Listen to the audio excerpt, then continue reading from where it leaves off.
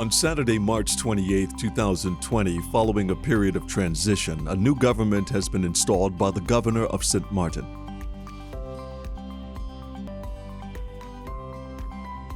His Excellency Governor Holliday delivered the transfer of governing responsibility address to the respective ministers. On January 9th, 2020, the people of St. Martin went to the polls and elected a new group of parliamentarians, in doing so, creating the basis for the formation of this new government. On January 16th, 2020, based on the results of the elections, I named Ms. Sylveria Jacobs as formateur to form a new government.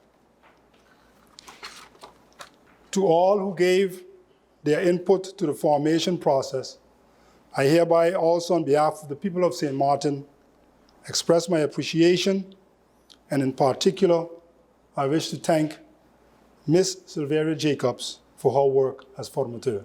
Thank you.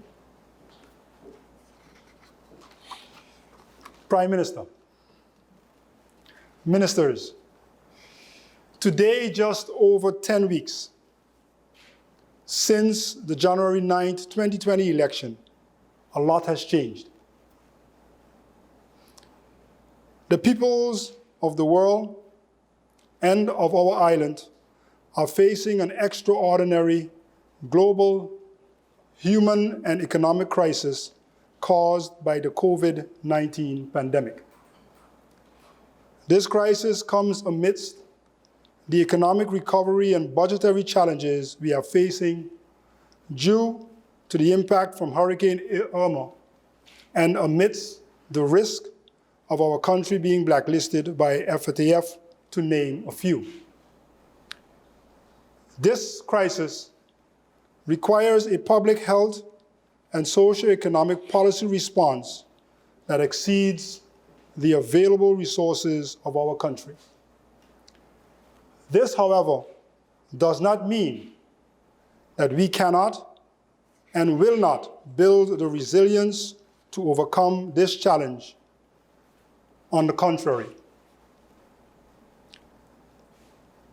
the COVID-19 pandemic reminds us again, and now more than ever, that we are interconnected across continents, across countries, across our kingdom, and across and within our borders.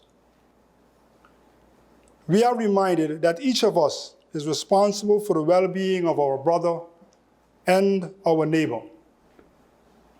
We are reminded that the people of this island are in this together.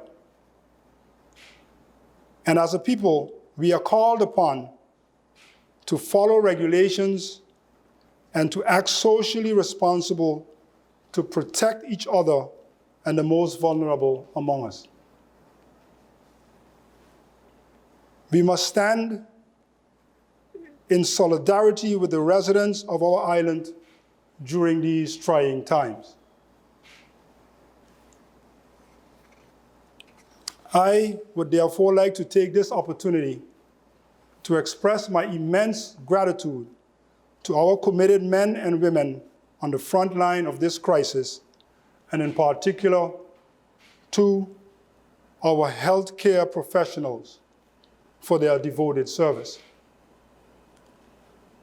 Prime Minister, ministers, you are as such assuming office under extraordinary circumstances. I therefore hereby encourage you to take up your mandate with a united sense of urgency. One anchored on the principles of solidarity,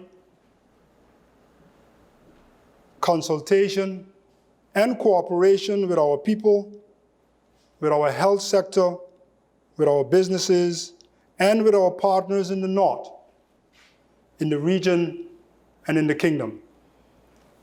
This will provide and foster the support necessary to to effectively contain the disease, limit its socioeconomic consequences, and ultimately secure the well-being of our people. Considering the magnitude of the challenges, it is imperative that government continues to work to secure the confidence necessary to raise the required funds to cushion our economy.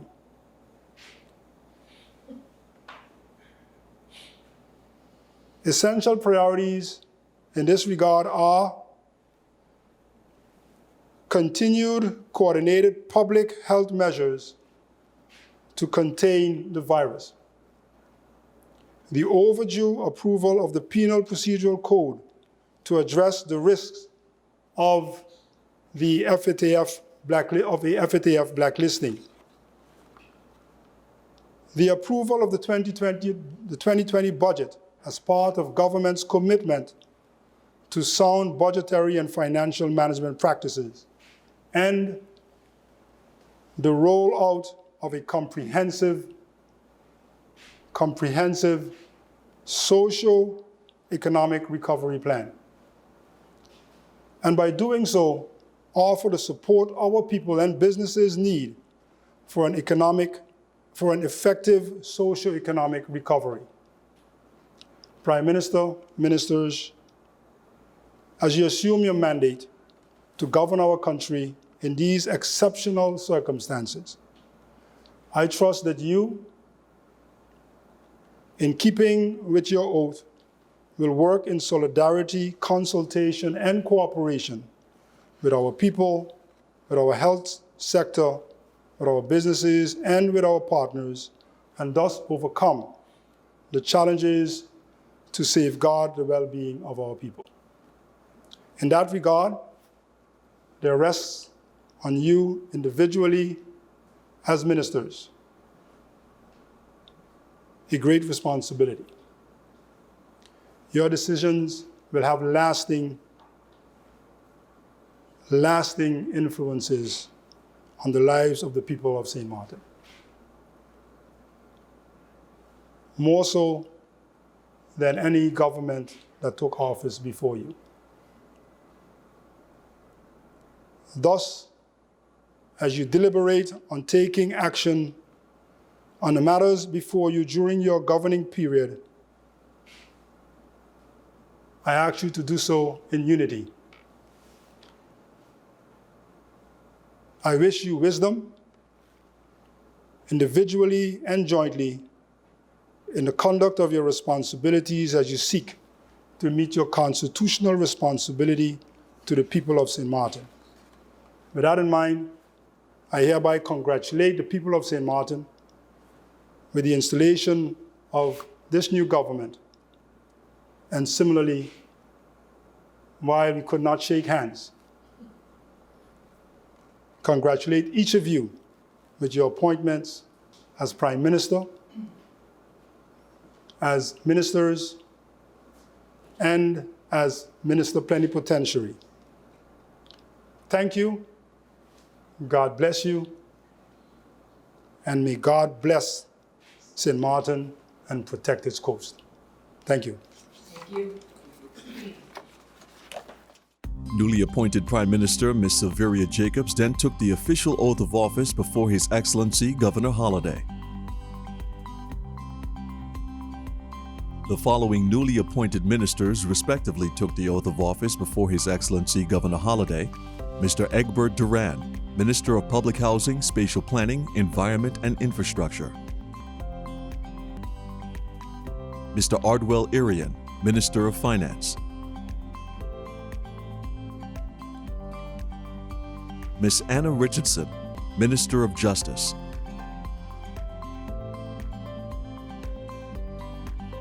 Mr. Rudolph Samuel, Minister of Education, Culture, Youth and Sport; Mr. Richard Panaflack, Minister of Public Health, Social Development and Labor; Ms. Ludmila DeWeaver, Minister of Tourism, Economic Affairs, Transport and Telecommunication; and Mr. Rene Violinas, Minister Plenipotentiary.